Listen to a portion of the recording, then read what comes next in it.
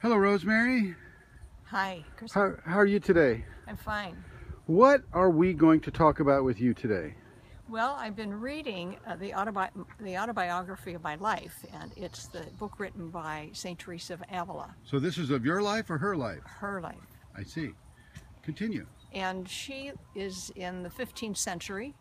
She is often recognized as St. Teresa of Avila, and a Spanish woman who was a Carmelite sister who was cloistered and didn't have the active involvement that we know of religious communities in the last 2 centuries, but she was cloistered, and their work was to be praying. That's all they did all day long? That was their main work. And at the same time, even though the sisters didn't go out, the people would come to them.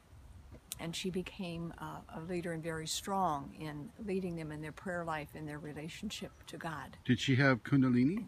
Yes, she did. She wasn't using that word, but what she describes in her book, she has a number of books, and it's there. It is that. And to her, again, it was her experience of God. She had all the symptoms of Yes. Kundalini? Yes. I remember reading that, and you may not have read this, but I remember reading that when she would pray in a chapel, little fires would break out into the chapel. Have you read that part? I haven't gotten to that part yet, but I know that she levitated, and things that were external like that, she didn't like that happening because it just drew attention to her, and she would have the other nuns hold her down when she was starting to levitate.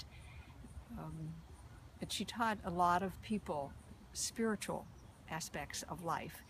And I was just reading yesterday a little segment, and this is again 600 years ago, where people would come to talk with her, and she would always talk about God, and they would talk among themselves elsewhere out in the town, and someone that had bothered someone for some reason, and a couple paragraphs were, well, oh my goodness, that's what we do in our lives. We do that with friends. We stop, we take time to relax and talk, and it gives us support. And she used the word comfort. And it struck me in my work in Minnesota that we have had several seminars there, and we have our gathering every 3 or 4 weeks, either in person or on a conference line, to be a community. We are being a community, and we are doing exactly what she was describing and recognized, again, 600 years ago. Wasn't she chastised by the church elders for... Oh, absolutely, Right. Absolutely. She had a very difficult physical strength and wellness in her youth, and nearly died several times, but she was healed of all that, and she took on and was given. She was guided and addressed the civic leaders. She addressed the religious leaders, and she took on reforming, is the word that's used, which is bringing back religious communities to their original purpose of primarily of prayer.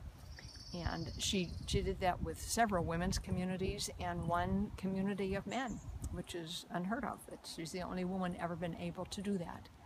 In the Catholic Church? Mm-hmm. So very, very strong and very inspiring and very down to earth. And she tells her conversations with God, and in a sense of humor some ways also, of this is and things that were difficult that would come to her. She reminds me of another ex-nun in this case that I would refer to as Saint Rosemary. Thank you, Rosemary, You are. for Thank sharing. you. Bye-bye. Bye-bye.